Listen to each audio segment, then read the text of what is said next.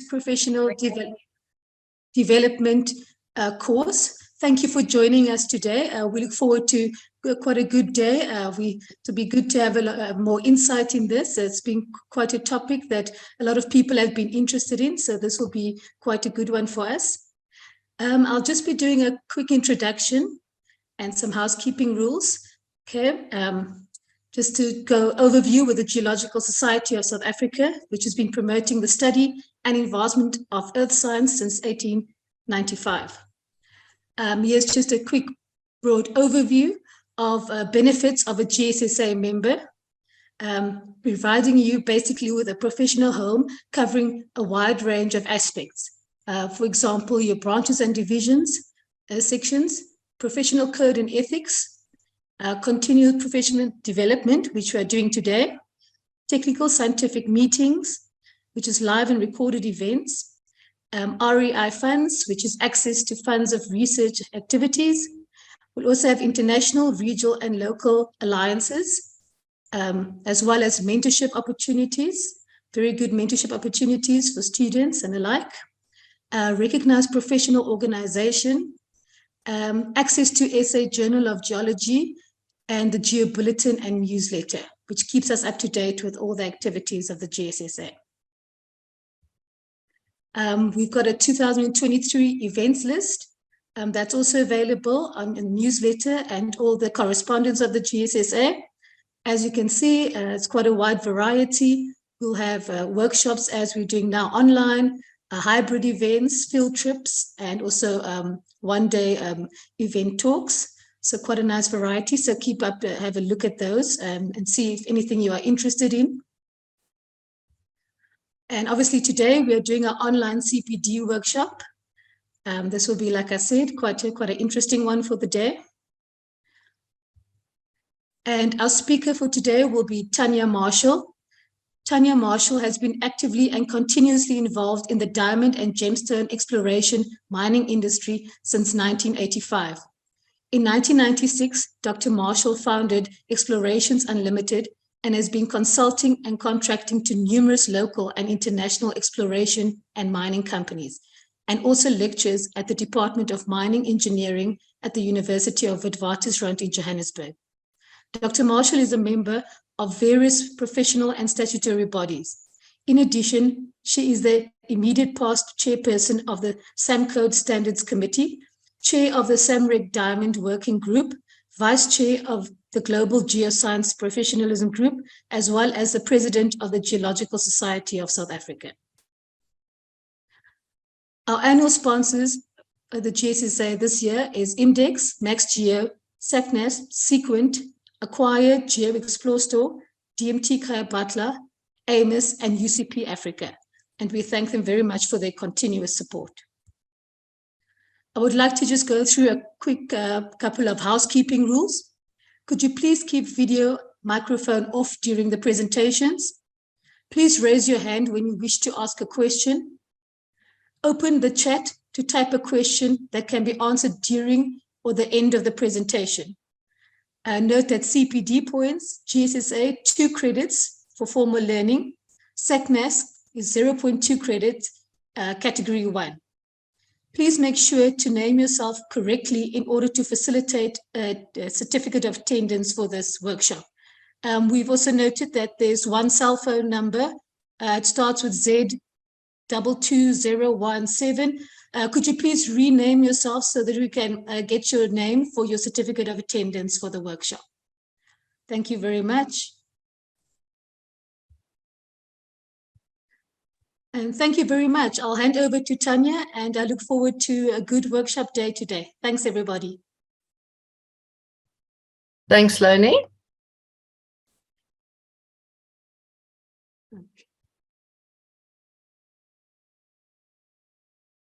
Okay, to answer the 2 questions that are in the chat, Yogeshni, thank you very much. We note that you've changed, and most of the events will be available as recordings.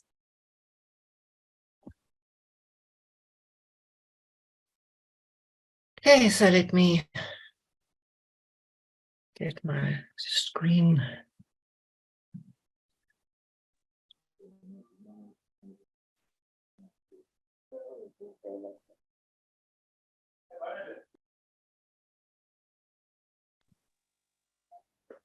Okay, morning everybody. Welcome to the online CPD workshop. Now this workshop only works properly if you guys engage. We're here to answer questions for you, so please ask questions as we go along, or you can wait to the end. If you put the questions in the chat box, I'll try and see them as they come through. But it's so much easier if you just put a hand up.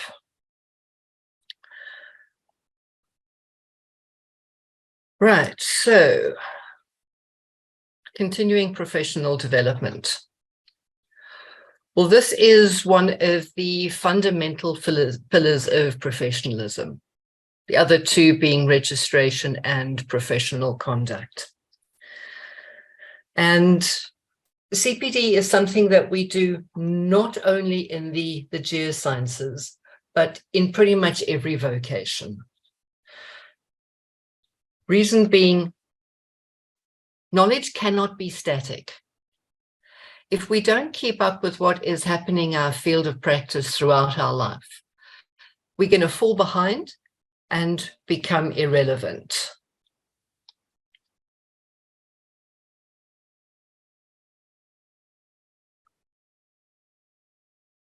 Sorry, I'm trying to get to move. Okay, so what is CPD? Well, simply put, it's a term that we use to describe the things that we learn. And the things that we learn in order to develop and enhance our skills with respect to the work that we are doing in our chosen career. It refers to everything that we learn both formally and informally beyond our initial training at university. And not only refers to what we're doing, but how we track it and how we then log it. So think of your CPD as a digital record or a logbook of the things that you learn and experience with respect to your chosen career. Some of the key features of a CPD program is that it is driven by you. You decide the things that you want to learn. It's not your employer or your registration authority who tells you what courses you have to go on. You decide what is going to develop you as a person. So, and it includes both formal and informal. It uncovers gaps in your skills and capabilities. So you would look at your life at what you know and what you don't know and where you would like to be. And so you would plan to do certain things, then you would do them, and then you would log them. So it helps you keep up to date with what is happening in your field of practice. Now, whether this be technical, academic, procedural, or whatever.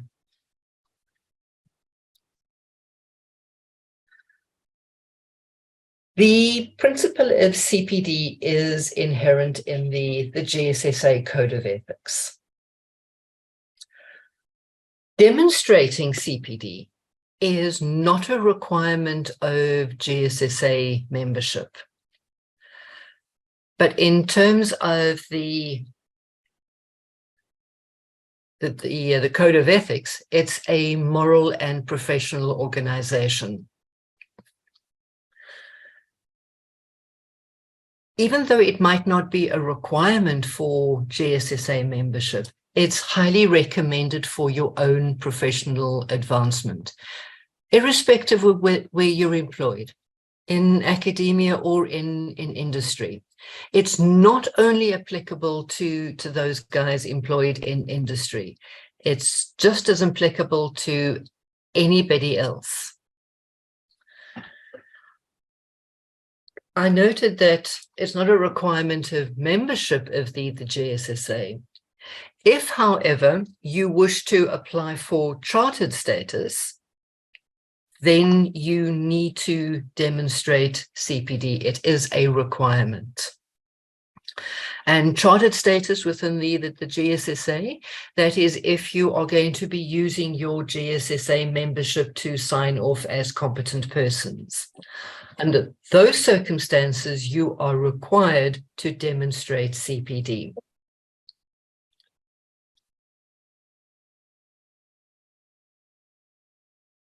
SACNASP, if you're a member of SACNASP, and we all are required to be registered with SACNASP, SACNASP requires registration or requires CPD.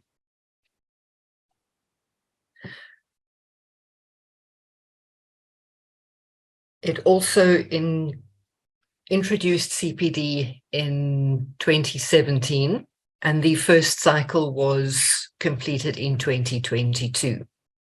So we are now in the second cycle of CPD as far as SACNASP is concerned.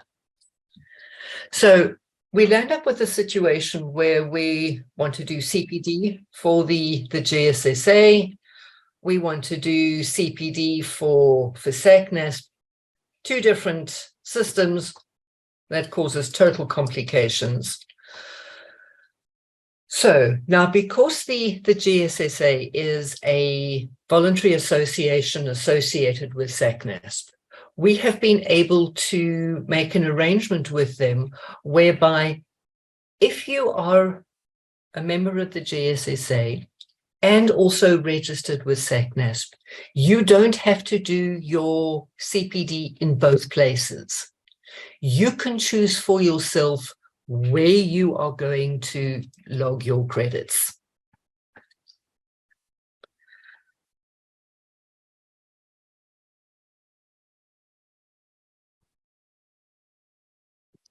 It doesn't really matter where you log your credits. That choice is yours. We'll come to that in a moment. Compliance with one system is deemed to be compliance with the other. And it's this word deemed to be compliant that's important, because while there are many elements common to both systems, they are different in many ways, and particularly in the way in which they allocate credits. There would be different numbers of credits for different activities. You saw in the introduction where Loni mentioned that this course, there are 2 credits available under the GSSA system, but only 0.2 under the SACNASP system. There are also different combinations and classifications of activities, because SACNASP has 3 different categories and the GSSA has 4 different categories. So they are quite different in the way in which they work. So it is not possible to simply transpose information from one system to another. Once you've logged your points on one system, it's not going to magically appear on the other system. Also, SACNASP cannot simply siphon off the information from the GSSA site or vice versa, because there's are matters of protection around of personal information and other cybersecurity issues that get in the way.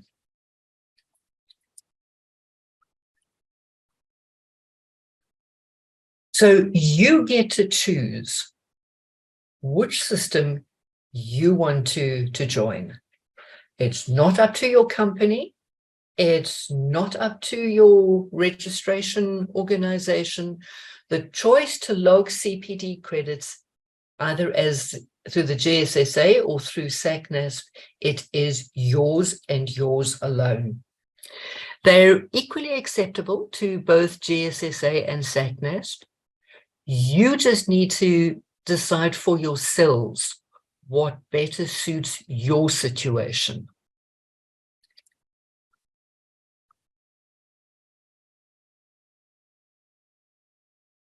Notice that each system is a standalone system.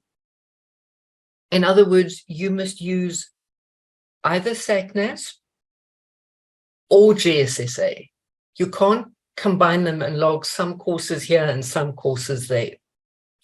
You also can't do one this year and one next year. You need to use one system for a full 5-year cycle. So if you've been doing one system and you'd like to follow the other, then you have to go back to the current time, 2022, and work from there up until today. So what I'm going to do now is just to go through each of these 2 different systems, show you the basics of what they're about, allowing you to be able to better select the system that suits you better.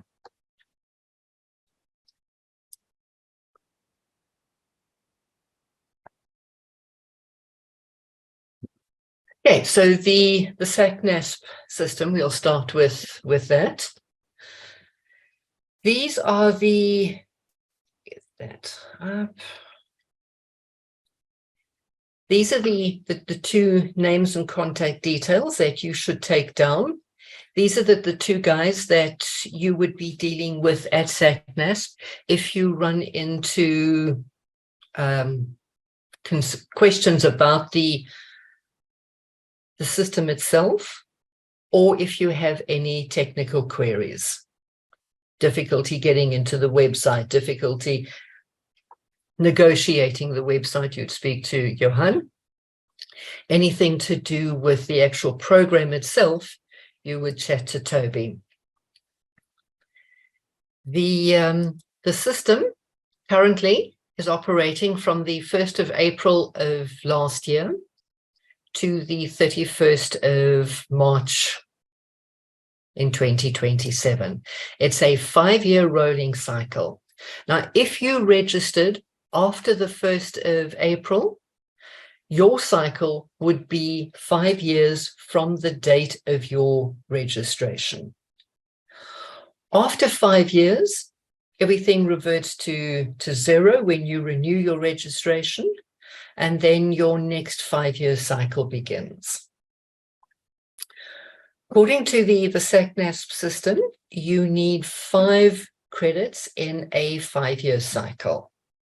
Oh, sorry, you need 5 credits per year, which makes 25 credits in a 5-year cycle.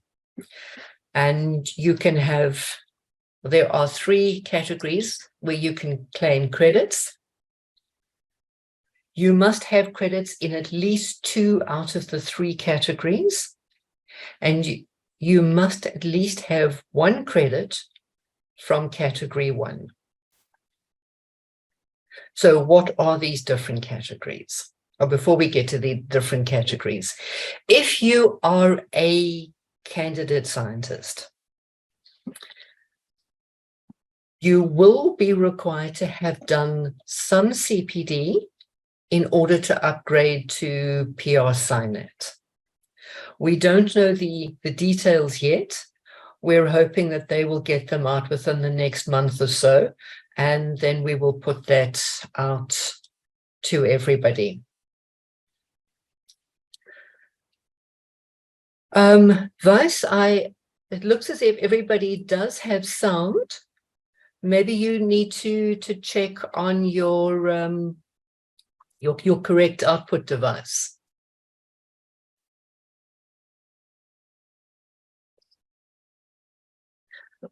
Okay, so going back to candidates, your cycle will begin on the day that you upgrade to professional. So before that, while you're a candidate, you will need to do some CPD.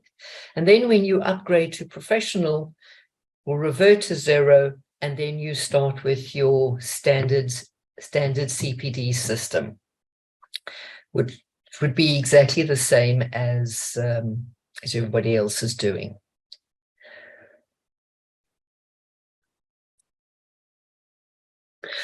Okay, so we mentioned that there were 3 different categories. Category 1 is called a developmental activity. Now notice this is a compulsory activity. These are geoscience related formal technical courses, workshops, conferences, and so on, including online events. Every developmental course has to be validated by SACNASP. When you claim it, you also need to have a certificate of attendance issued by the organizer of that event. You need to have 1 credit per year. And 1 credit effectively means a full day event, or 0.1 credit per hour. And this, as I said, is a compulsory activity. You have to get 1 full credit per year of attending formal courses.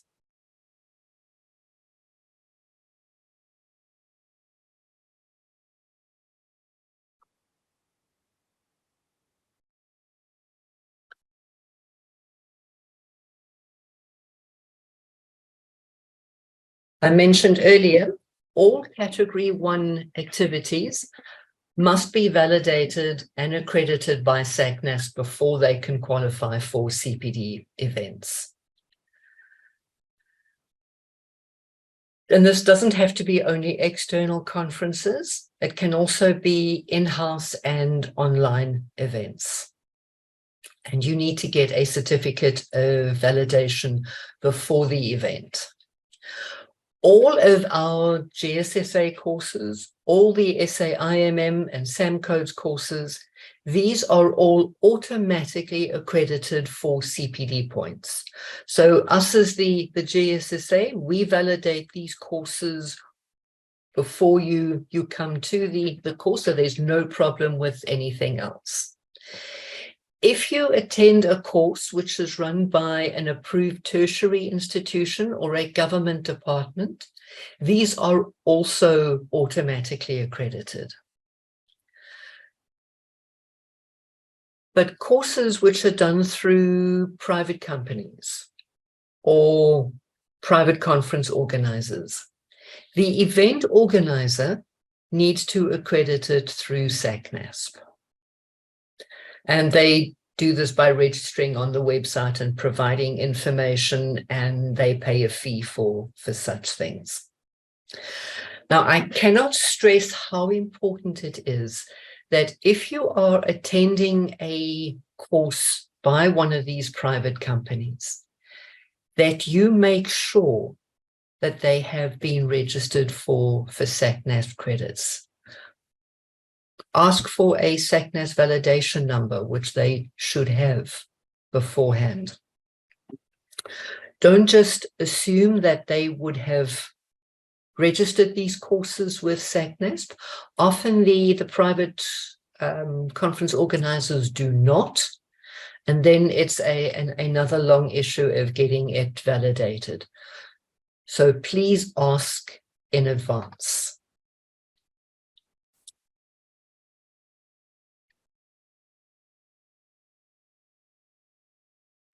With respect to GSSA courses, I said they would be validated beforehand, but they will only be available on the website after the event. This is because we have to provide them with a list of delegates. You then have to upload your certificate of attendance, and then SACNASP can audit whether people have actually attended or just say they have attended. That is why it's important that your name appears on the Zoom participant list and not a phone or a pseudonym, because we have to supply this to SACNASP, but also you need to get a certificate of attendance, and we can't supply a certificate of attendance to a phone or some other digital device.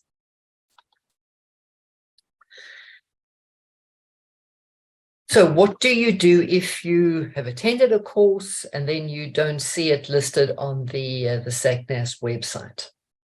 If it's a GSSA course, contact us at the GSSA and we will sort that out. For any other courses, private courses that you might be attending, you need to contact your course coordinator or the guys at SACNAS.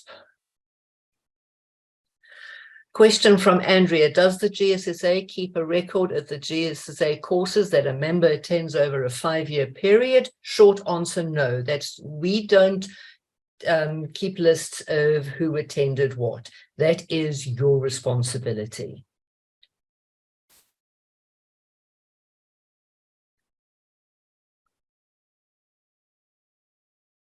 Okay, so now I'm just quickly going to go through as to how you would access Category 1 courses from the SACNAS website. So you go to the SACNAS website, click on CPD, Online CPD from the drop-down menu. Put your registration number in, your ID number, and you log in.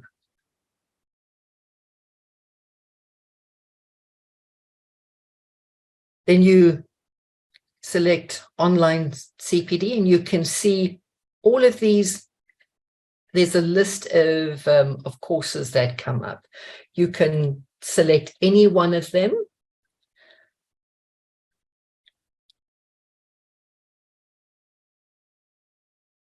If you click on here to access more documents and events, you will come across the recordings of the GSSA online courses.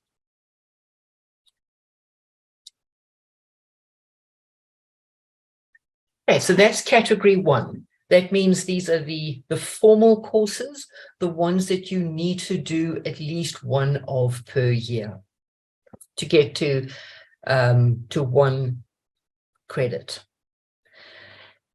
The other categories is Category 2, which refers to work-related activities. 2A is natural scientific work. Now, SACNAS recognizes that much learning takes place on the job. So under this category, you can claim CPD credits for simply going to work. Now, this is fine if you're employed. It works very well, but there are many who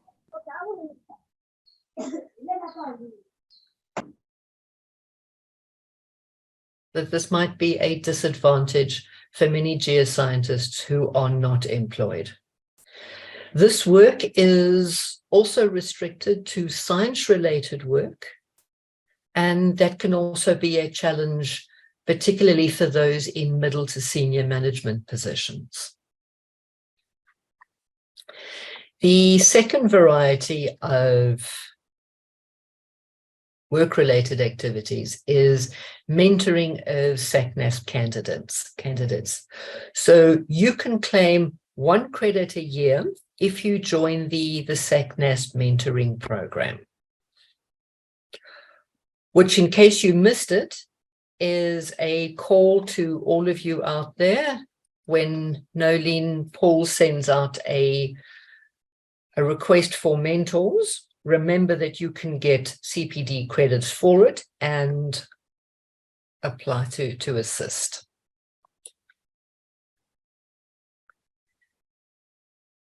The third variety of activities they're called individual activities.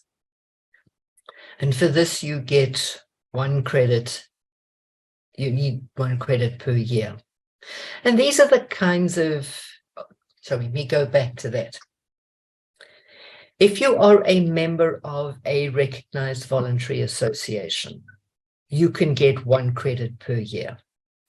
In other words, if you are a member of the GSSA or SAIMM or SAIEG or a recognized voluntary association, you can get a credit simply by being a member. That doesn't automatically log across to the system. You have to add it manually. And it doesn't matter whether you belong to GSSA and SAIMM, you still only get 1 credit per year. Under category 2, does scientific literature reviews and data analysis of scientific data count as part of the natural science work? Yes, it would. If it is being done as part of your job.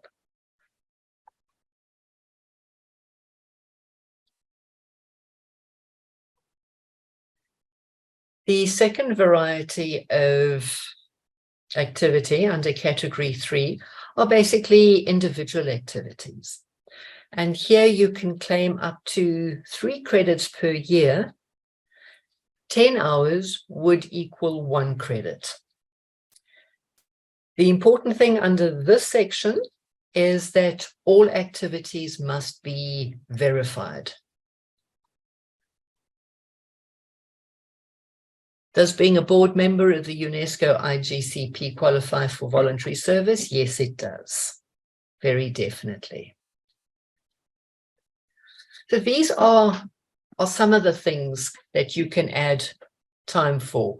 If you present a paper, if you do a publication, write a technical article, even complete a postgraduate degree for people who assist with as external examiners, supervising, lecturing postgrad students, if it's not your primary job, participating in any one of these technical or non-technical committees or task groups, and that would include the ICGP program as well, evaluation of educational programs and qualifications, sitting on various committees, and even self-study. In other words, if you're sitting looking at webinars or reading journals, things like that, that can also be included. However, everything must be verified. So if you say you spend some time watching webinars, we need to have a list of the webinars that you watched, or a list of the journals that you read.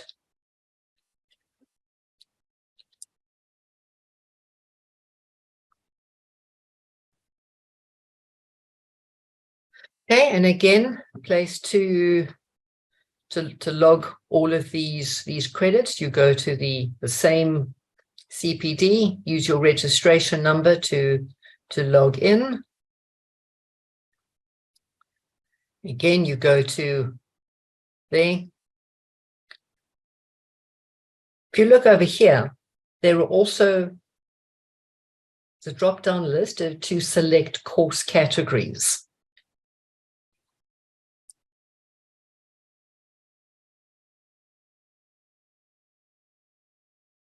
And this will give you a whole list of various courses that are available.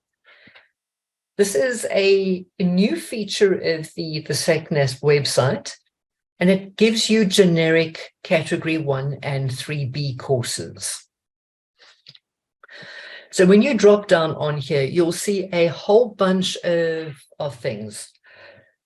There will be some from geology, mineral economics, environmental, geohydrology, but there will also be courses applicable to all the other fields of practice associated with SACNASP.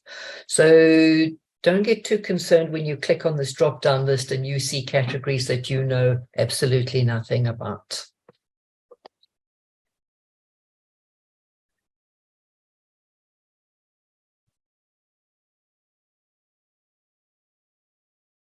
Again, there'd be a list here. There'd be certain category 1 events, and there would also be certain category 3 events that you could select from the SACNASP website.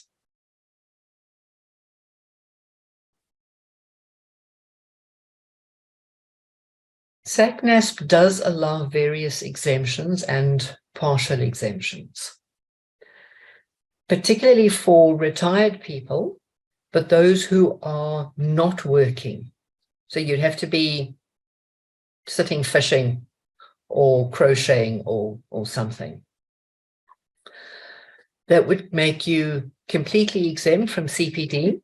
If, however, you are retired and still working, you would be exempt from category 1 activities, but you would still be. Just bear with me one moment, please.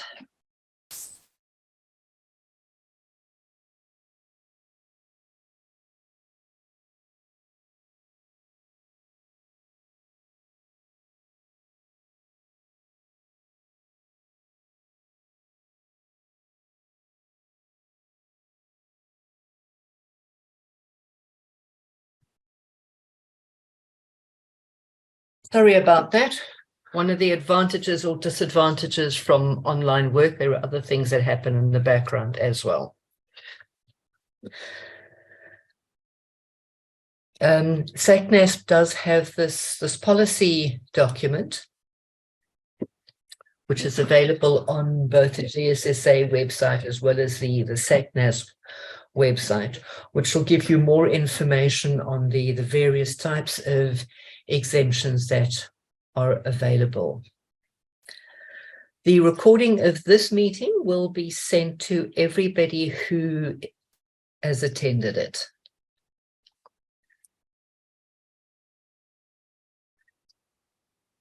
You will also get a PDF of the slides as well.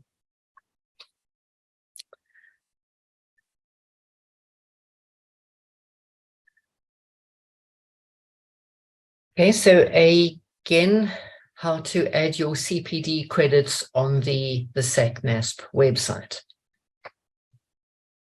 You log in the same place as you did to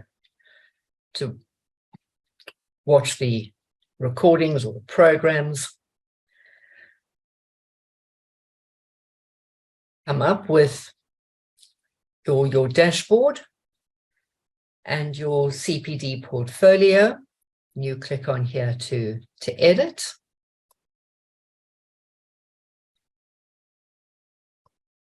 And there you'll be able to add all of your credits on the next page. Okay, so what happens if you are registered with SACNASP and you don't do your CPD? If there is activity on your CPD and SACNASP can see that you are making an effort to keep up with your CPD, the world will not come to an end.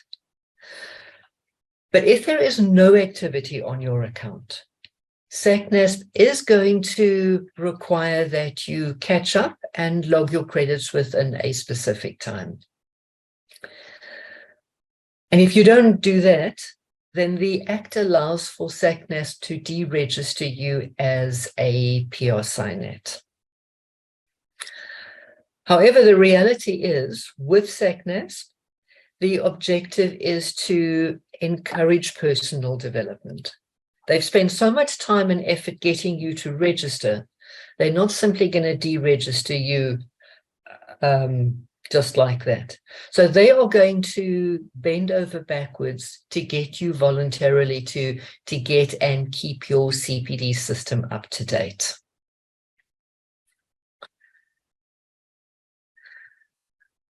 This, however, is something that candidates need to note.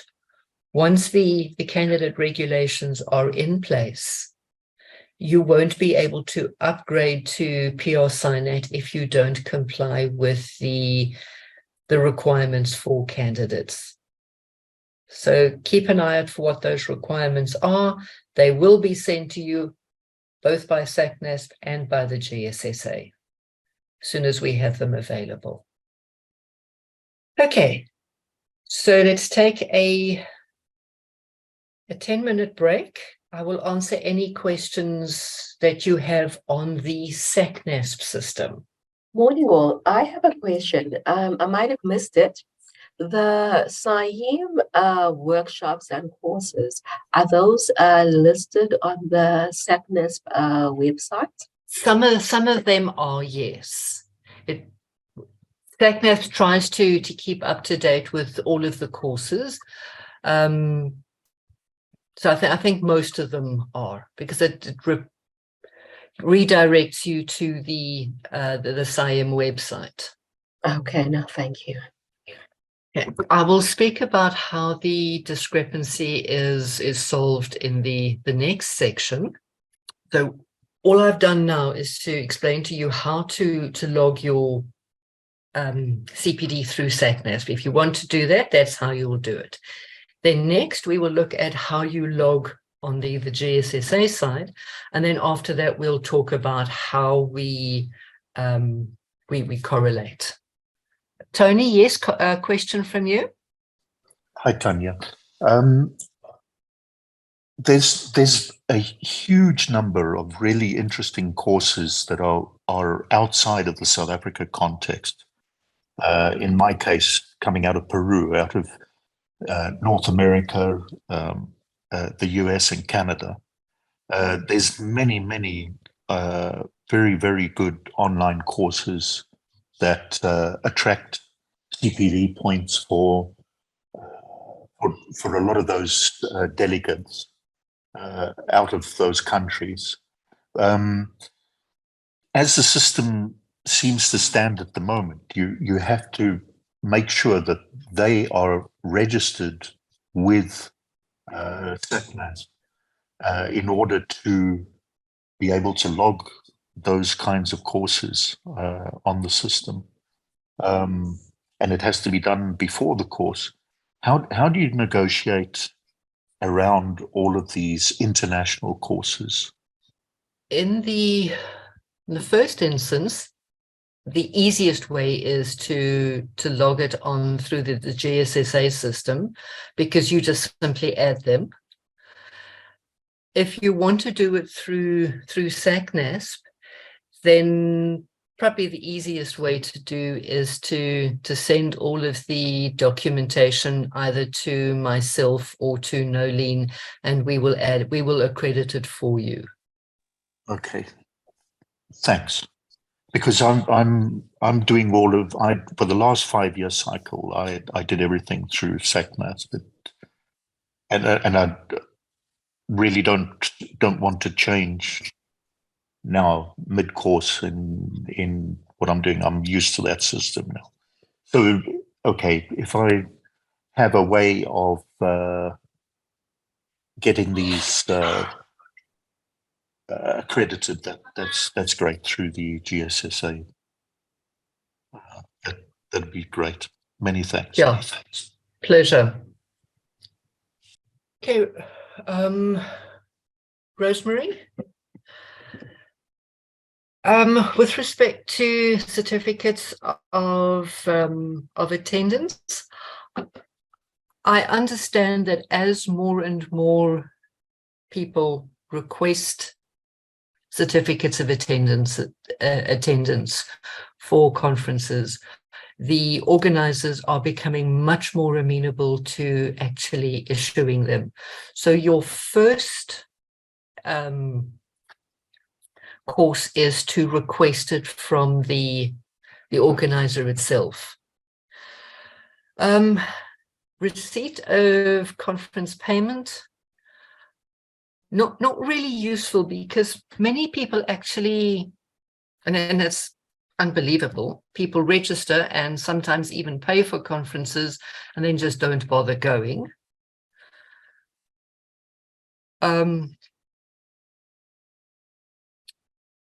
So we have on occasions accepted receipt of payment. First prize would be to try and get a certificate of attendance requested from them. And Olebele, the background to the situation which you possibly missed in the beginning of the the discussion. The reason we do CPD is to keep up with what is happening in our field of practice. Because when you come out of university, you have a good idea as to what things are and where they're going. But in 5 years' time, if you don't keep up with learning, you're going to get left behind. And that is what CPD, which is continuing professional development, is about. It helps us to keep up with what is happening in our field of practice. And then it is required that we log this, let people know what it is that we are doing. And the one way we can do it is through our registration with SACNASP, or we can do it through our registration membership with the GSSA. We've spoken about SACNASP, and for the next section, we will look at the GSSA. So I'm hoping that that will help you to understand what you need to do from the GSSA system. Andrea, what happens if you've been employed in a different field from geology and don't have access to category 2 activities to get CPD points for a cycle? You need then to SACNASP registration to get a job back in the field of geology. Remember, you don't have to have category 1, 2, and 3. You can get CPD credits in category 1 and 3 because SACNASP just requires that you have CPD credits in 2 out of the 3 credits. So you can get around that one. Or alternatively, you do it through the GSSA where you don't have that issue.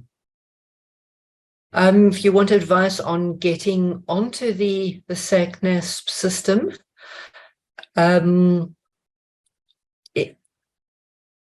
probably you're talking about needing to chat to Johan. He will help you get registered and up and running. Now,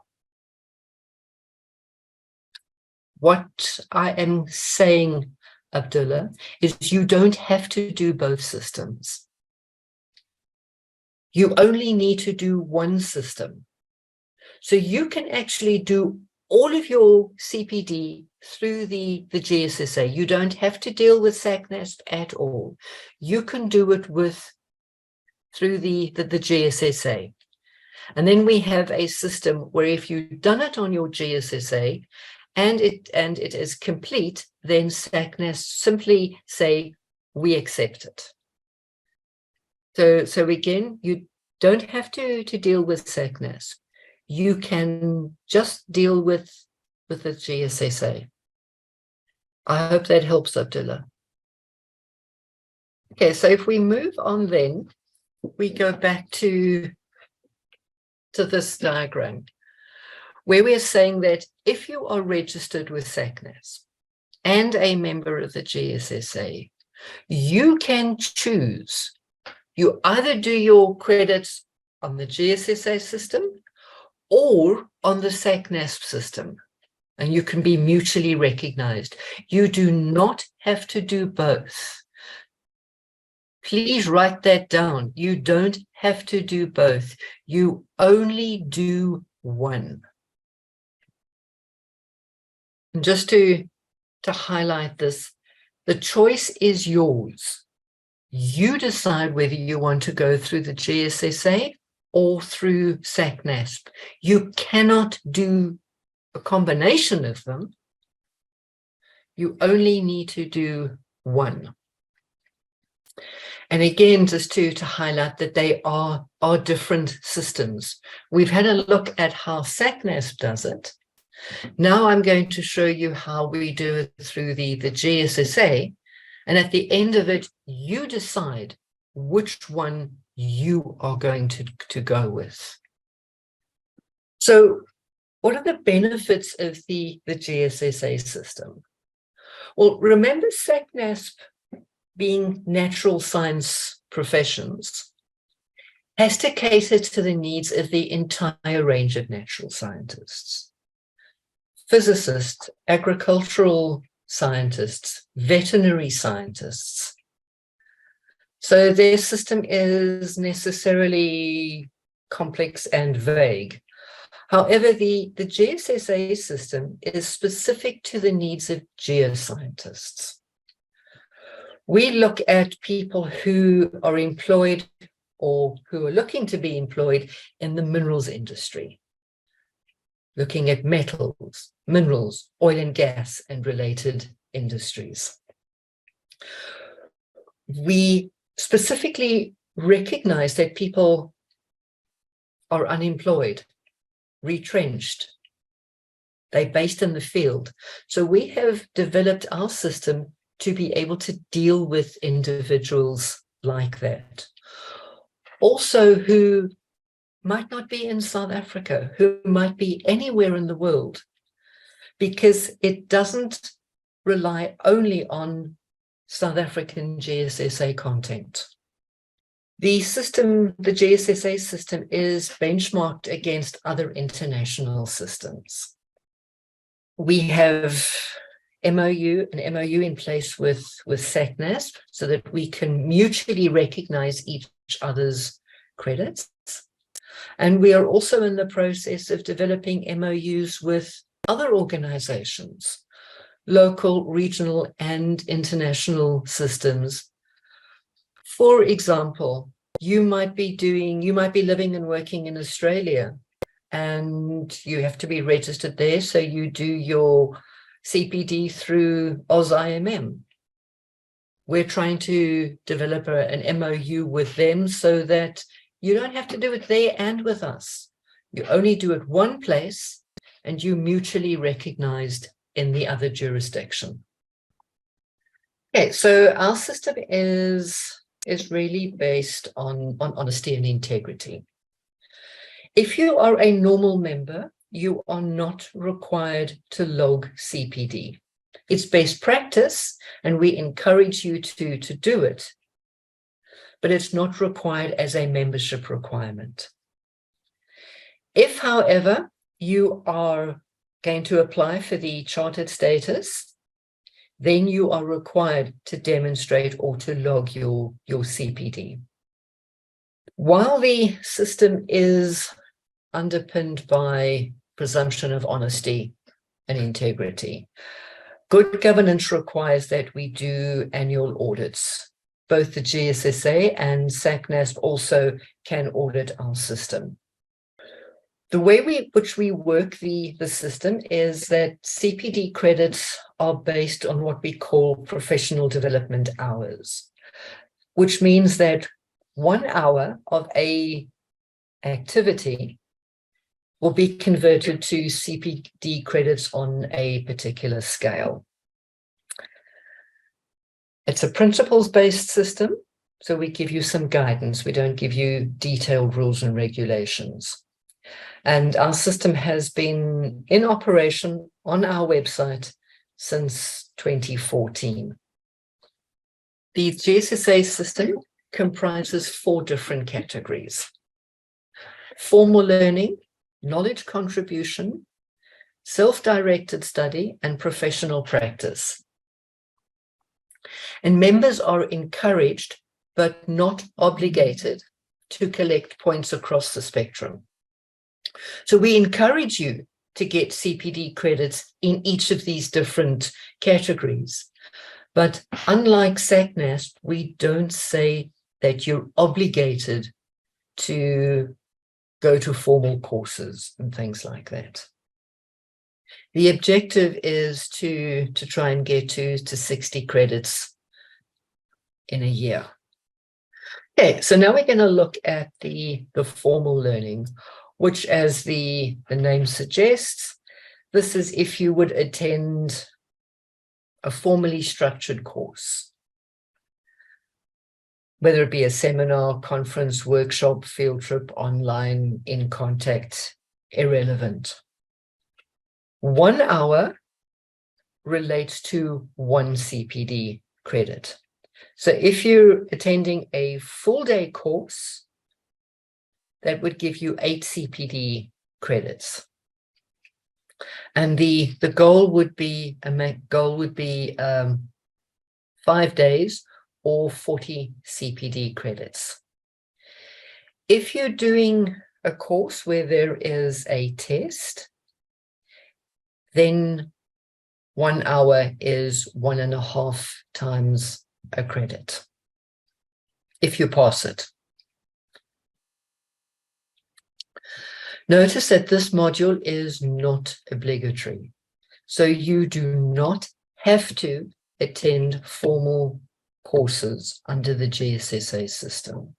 You can get all of your credits in all of the other categories. With respect to the formal learning, they are not confined to GSSA organized courses. Any relevant formal learning activity is applicable. So whether you do it here in South Africa, in Peru, in Canada, in the Middle East, makes no difference. It also refers to e-learning, online courses, live streaming events, wherever. Under formal learning, what we are doing is we're looking at function-related courses. So looking at the technical courses, things like GeoCongress, gold workshops, drilling courses, things which are directly related to your function as a geoscientist. The second variety of function-related courses are non-technical courses, but these would focus on specific scenarios related to geoscientists. In other words, if you're doing a course on financial evaluation and decision-making for geologists, related to the MPRDA, mining or exploration law, this course that we're doing now, so CPD and professionalism for geoscientists,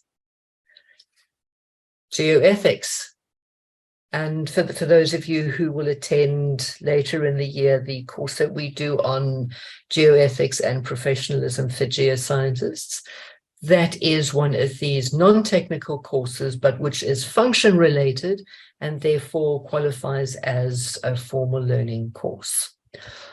Also, job-related language or software courses. If your company is sending you to China and you go and do a Chinese language course, that would be a function-related non-technical course. Or if they send you on a course for micromine, it's function-related. Therefore, it falls under the formal learning category. Now, as you can imagine, these non-technical courses can be subject to abuse. So these would often require explanation and motivation. And these are the kinds of courses that would generally be queried if you were to be audited. Just to note with respect to professional courses, the GSSA generally doesn't endorse third-party courses. There are a few, such as Colin Rice's drilling courses, but there are not many. So if you see a non-GSSA course that says it's endorsed by the GSSA, query this. It might not be true. It doesn't mean you can't claim for that course. It doesn't mean that it's not a good course. It's just not endorsed through the GSSA. Now, note that with SACNASP, every course had to be validated in order to be put on the system. At the GSSA, we don't validate courses. If you've been on a course, you add it to the system. But we do audit a sample of courses annually. So we would look at the list of courses that are on the website, and we might select a sample of that for auditing to see if it meets up with the requirements of what the formal learning category requires. I just want to, at this point, make a slight diversion and mention scam courses. At the moment, there seems to be a whole bunch of courses out there by third-party professional conference organizers, seem to highlight courses that you should go on, but they don't actually exist. You pay large amounts of money, and when you arrive there, the venue doesn't exist, or the course is not what you expected. So please, there's a call to people to be very circumspect when registering for courses. Make sure that that course actually exists. Chat to the course organizers, even chat to the presenters, because we've had a rash of a couple of courses where people are supposed to be presenting, but the presenter doesn't know about it. That's just an aside. Going back to our formal learning, if you go to the GSSA website and you look on the drop-down list and you see that your course is not there. So some of the things that you can do. Firstly, contact the course coordinator and get them to add it to the list. The reason I say that is if every single person adds it, one person calls it CPD, another person calls it continuing professional development, a third person calls it CPD 2023. And so eventually we just get so many names on there that it's difficult to keep track of what is where. So ask your course coordinator to add it to the list. If they're not able to do so, then please go onto the website and just manually add the course and the details. If you come across any issues, contact us at the GSSA, giving us as much information as possible, and we will sort that out for you. Do you know when we will conclude? We are supposed to keep going until about 12 o'clock. That is the plan. Again, any certificates of attendance, please keep them. And as I said, proof of attendance is not based on registration. For GSSA courses, you will always get a certificate of completion. And particularly if it's an examinable course, we do need it. If it's not requested, 9 times out of 10, the organizer will send you something. If they don't, we can make a plan for it. Okay, the second category is knowledge contribution. This is the time that you spend preparing and presenting materials. So whether it be presenting at a conference, at a course, leading field trips, writing, publishing papers, reviewing theses, formal mentorships, all of that can be included if it is not your day job. So if you are employed to lecture, you cannot claim that as CPD. Because we know there's a lot of time and effort involved in doing this, 1 hour that you spend preparing and presenting is equivalent of 3 CPD points. There's no maximum for this category, and you can acquire the majority of your CPD points through this. So, for example, if you're doing a presentation, typically you would claim 5 hours of preparation for 1 hour of presentation. So you would take your 5 hours, your 1 hour presentation, which would be 6 hours, you'd multiply that by 3, and you would land up with 9 credits. And if you are doing postgraduate study, they have a special dispensation of a number of hours. So if you're doing a PhD, it would be 40 hours times 3, which is 120 CPD credits straight off the bat. If you're writing a paper and it is published in a recognized peer-reviewed journal, again, we have some guidance as to the amount of hours you can claim for each paper that you write, either as a sole or first author or as a subsequent author. Notice this does not include time spent on research. That will claim under a different category. Likewise, if you're publishing a book, you can claim 60 credits in the year of publication. If you're involved in a formal mentoring program as the mentor, there are a number of these formal mentoring programs around. So if you belong to one of those, you can claim 3 CPD credits per hour, which in terms of the SACNASP program would be 120 credits per year, and you only need 60. We have internal monthly technical information sharing sessions in our consulting business. Can that count towards CPD claims? No, not really, because that's part of your day job. You get paid to do that. And it's an internal session. Okay, thirdly, the self-directed study or informal learning. Now, as it sounds, this is not a formal or structured activity.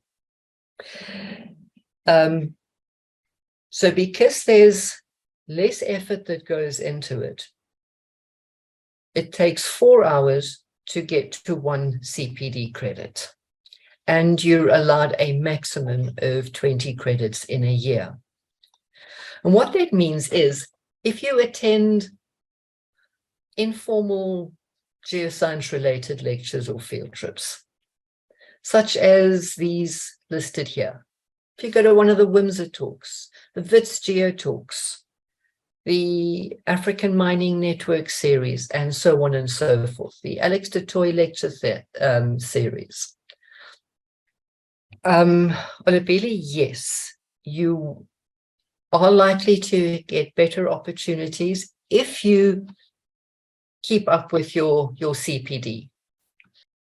Training offered to junior colleagues at your company, does it count under knowledge contribution? Is it part of your job? Are you getting paid for it? Then the answer would be no. If you're doing it after hours, then possibly yes. Also included as part of self-directed study would be reading relevant journal articles, personal research for papers or presentations, reading informal technical presentations online or specialist YouTube channels. Now, unlike SACNASP, we don't ask you to give us a list of the journal articles that you read. So all of these, anybody can get to 20 CPD credits or 80 hours in a year of doing this. Finally, your professional practice. So again, we have a list of things that might be included. And under this category, CPD credits are awarded on the basis of 8 hours being equivalent to 1 CPD credit, and there's a maximum of 10 credits that you get in the year. And again, most of these are not auditable. So writing standard practice notes, taking part in internal workshops. So remember we spoke about internal workshops as not being part of knowledge contribution. They are, however, part of your professional practice. By attending a SACNASP accredited seminar, course of workshop, and you present on the same event, do you claim extra CPD points for presentation? Yes, indeed. So if you do a presentation, you can claim CPD for preparing that, and for presenting, and for attending. See, with the GSSA system, we want people to get credits. We want to make it easy for them to get credits. We want to make it easy for people to be part of the GSSA community going forward. Lists or links of mentorship platforms or groups. Oh, my soul. The only ones that I know of are the GSSA SACNASP Candidate Mentoring Program, which you can find on the both the GSSA and the SACNASP website when it comes about. There's one through WIMSA. You can go to their website. And there's the Bridge the Gap at Wits University. But other categories that would, or other things that would be included in the professional practice. If you attend a relevant trade show, if you go to electromining, mining Indaba, those would also count. If you sit on the organizing committee of a conference or a course or a workshop, that also counts towards your professional practice. If you contribute to any one of these professional organizations, not only these, but any professional organization, you can count that time towards your professional practice. It also includes informal mentoring and also the time that you spend being mentored. That can also count towards professional practice. We also acknowledge that a great deal of professional development occurs on the job. So there are many activities that you do which you would add to your CV, which could also be included in professional practice, such as developing business skills or interpersonal communication. Language skills other than learning it for your job. If you just decided you wanted to learn French because you liked it, you could claim for time underneath professional practice. General software courses, for example. Also further training that you get on the job. Advanced four-wheel driving courses, fire rescue training, first aid courses. And other courses such as an MBA, which might not be directly geoscience related. So many of the things that you do in order to advance yourself can be claimed somewhere within the professional practice regime of the GSSA system. These activities are generally not auditable, but if you've got a certificate, then keep it. So in summary, then, the 4 categories that we have. Aquaponics, you certainly couldn't claim that under formal learning, but it would be applicable under professional practice. Okay, so if we go to a summary then, Under formal learning, we're looking at attending formally structured courses. Knowledge contribution is where you claim for preparing and presenting a course or a lecture, or time spent doing these activities. Under self-directed study and informal learning, these activities. And professional practice, time that you spend doing these things. So when we look at them, this would be your annual objective. It's not a requirement. It is just something, it's a goal to reach. That would be the weighting per hour, CPD credit goal, and this would be the maximum points that you could acquire in any 1 year. And again, note that there is no maximum for contributing to knowledge. Now, if you look at this, anybody can get the maximum here of self-study and professional practice. That would lead you with 30 CPD credits, half of what your annual goal is, and it'd be then very easy to pick up the rest in either formal learning or mostly knowledge contribution.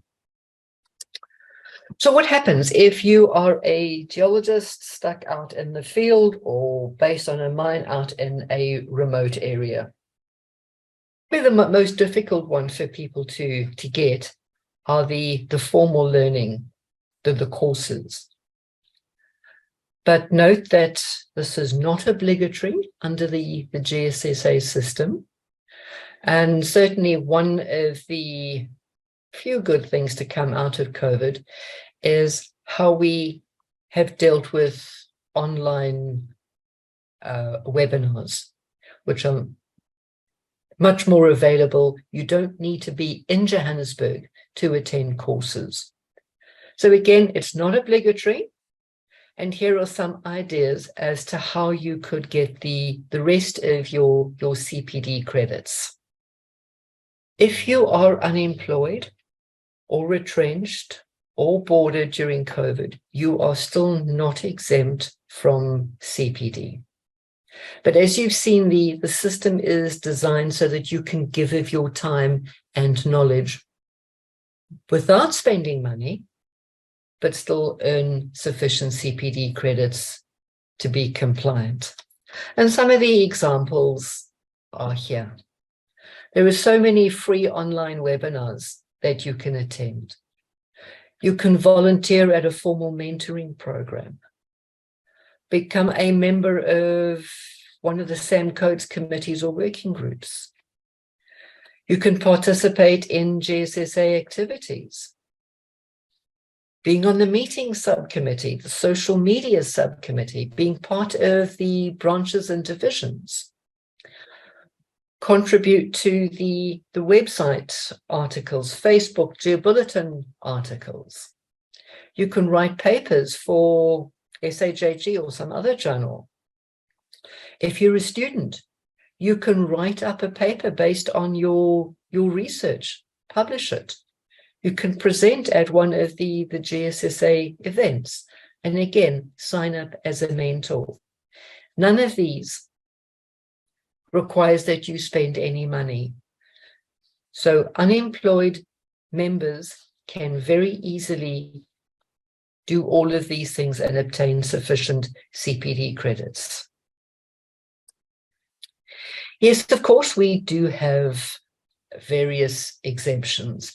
And again, the exemptions are benchmarked against other international geoscience organizations. So if you are fully retired, non-practicing, you get a full exemption. And you get partial exemption if you are on special leave for one or other reason. If you are retired and not doing work of a geoscience nature. And of course, there are always special circumstances which, if you have a special circumstance, will be dealt with on a case-by-case basis. Okay, so whose responsibility is it? Well, the GSSA's obligations. We will provide training opportunities. We provide online CPD portal where you can go in and log it. We also send annual reminders.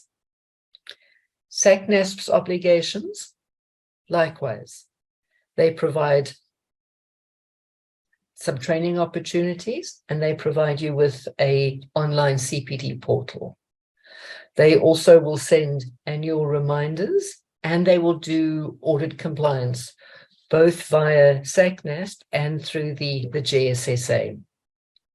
Groundwater division, again, the choice is yours. However, what I'm saying to people is, because the GSSA system is more geared towards geoscience, it is often easier to do your credits through the GSSA. But again, that final decision is yours.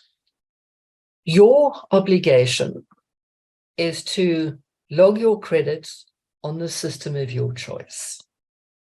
The GSSA, SACNASP, is not going to run around making sure that they record what courses you've done or confirm how many credits you've got. That is your responsibility.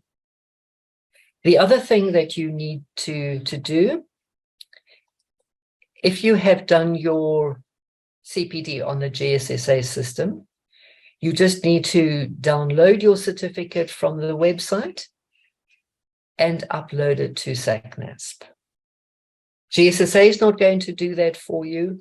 SACNASP is not going to do that for you. You are going to do it. So how do we do this? You log into the GSSA website. You go across to Members Access and you log in there. You go to Edit My Details.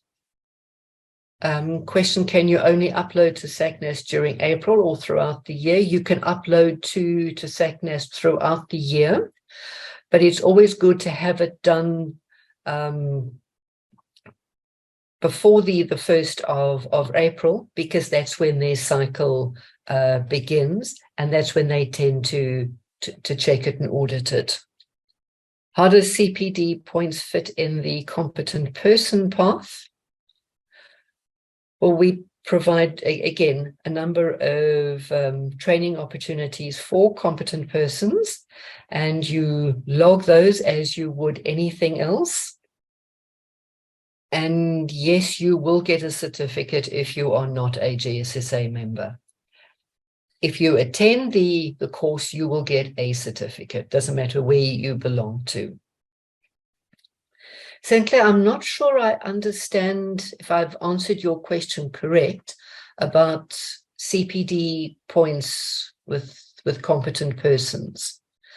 Have I answered it, or is not sure?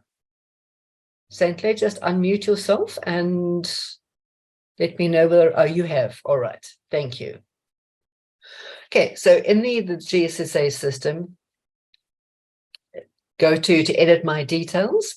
It's important that you put both your GSSA and SACNASP numbers so that compare, but we can see who's doing what. It's important that you indicate there where you're doing your CPD, through the GSSA or through SACNASP. Then you would go to My CPD Points and you would add your activities as you do them throughout the year. And then you download your CPD log report. As I said, you can do this any time of the year, but it's best to do it prior to the end of March. And then you just upload that to the SACNASP website. You do that by logging into the SACNASP website and then upload it as your evidence of compliance. And I will show you now where to do that. So again, you log into SACNASP. You go to your CPD portfolio. Here you will see it says change CPD system. And when you click on that, it comes up here. So you can confirm your field of practice and then select whether you are doing it through the GSSA. So once you've done that on your SACNASP profile, then SACNASP knows that you are doing your CPD through the GSSA. Go into whichever year you are dealing with, and it will allow you to upload your GSSA log here. Once you have put that in, then SACNASP knows that you are doing your CPD through the GSSA and doesn't require that you do it on a duplicate system. So it will come up here and accept the fact that you have done it. Even though you haven't logged it on the SACNASP system, because you've updated or you've uploaded your GSSA log, it automatically accepts the fact that it is complete and credits you with having done your CPD. Okay, so I'm going to just repeat that. Even though you haven't logged your credits on the SACNASP system and you've logged your credits on the GSSA system, the fact that you have uploaded your documents, your GSSA log to the SACNASP profile, SACNASP then reads it as you are compliant. Now, if you're a GSSA member and you have elected to do your CPD credits on the SACNASP system, that's fine. You can download your CPD certificate from the SACNASP website. And that is useful to attach it to your CV. If you are applying for chartered status within the GSSA, you will need to attach that certificate to your application. And for any other reason, if the GSSA requests it, you can submit it. But you wouldn't do so unless particularly requested to. Andrea, no, you can only log points for the current 5-year cycle. The previous cycle disappears. A dual membership of the GSSA, yes, you will each have a separate profile on the GSSA site because you'll have different membership numbers. So in summary, you can choose where you want to log your credits. You can do it through the GSSA, or you can do it through the SACNASP system. Compliance with one system is deemed to be compliance with the other system. They are two totally separate systems and a completely different in their points allocation. One is not necessarily easier than the other. They're different. But if you're compliant in one system, you will be deemed to be compliant in the other system. So you do not have to do both. A reminder also that it's a self-directed process and is your personal responsibility. You decide which courses you want to do. It's not your company or your body that is responsible for providing activities or even paying for activities. And SACNASP, the GSSA, is not responsible for logging, keeping track of, or submitting your CPD credits. Your personal responsibility. Having said that, employers don't have to provide training opportunities and financial support, but they can, and some of them do. It might not be financial. They might not pay for you to go on courses, but they may allow you to take time off to do so. They may allow you to take time off for postgraduate studies. They may provide other sorts of support for postgrad studies or publishing papers, or even supporting GSSA branch activities.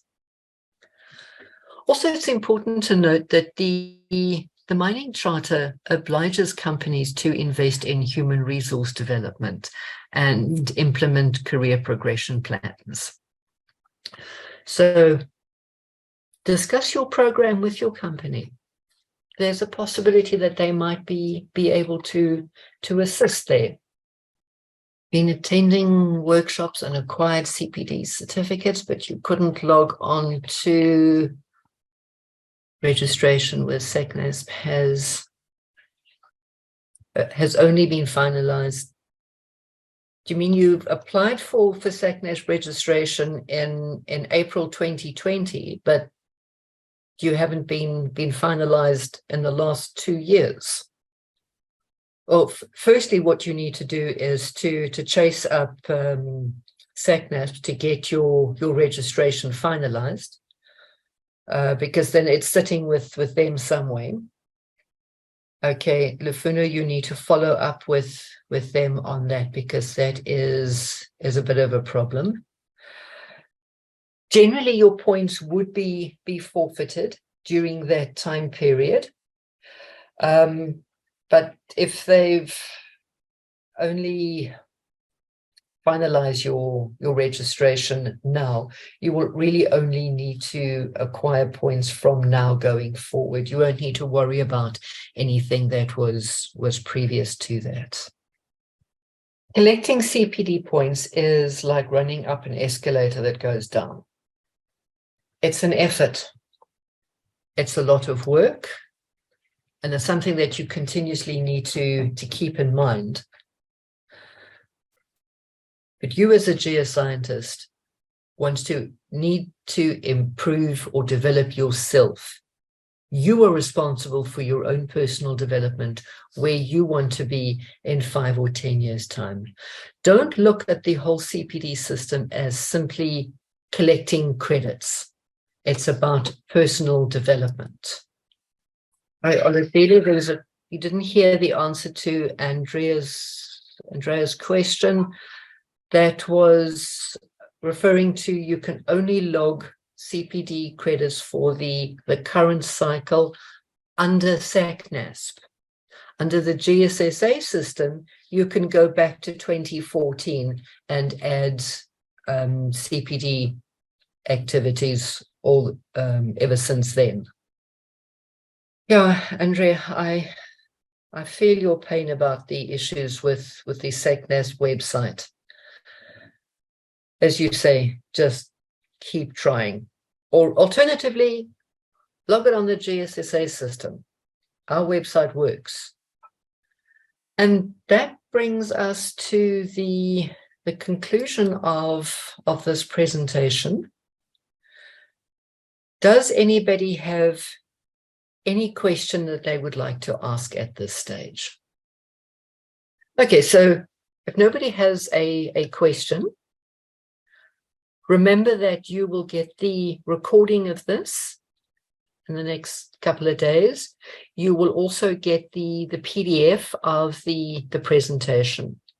And if you have any questions, queries going forward, please send us a mail via the GSSA.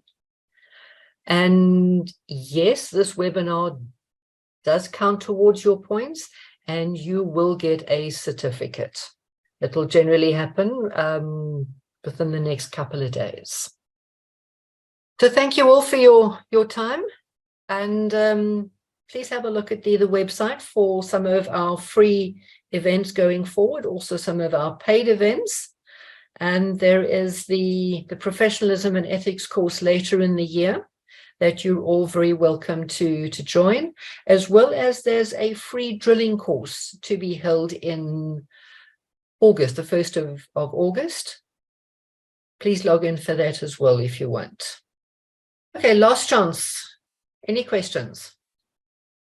Okay, guys, thank you all very much for your time. Enjoy the rest of your day. I'm going to close the session now. Bye.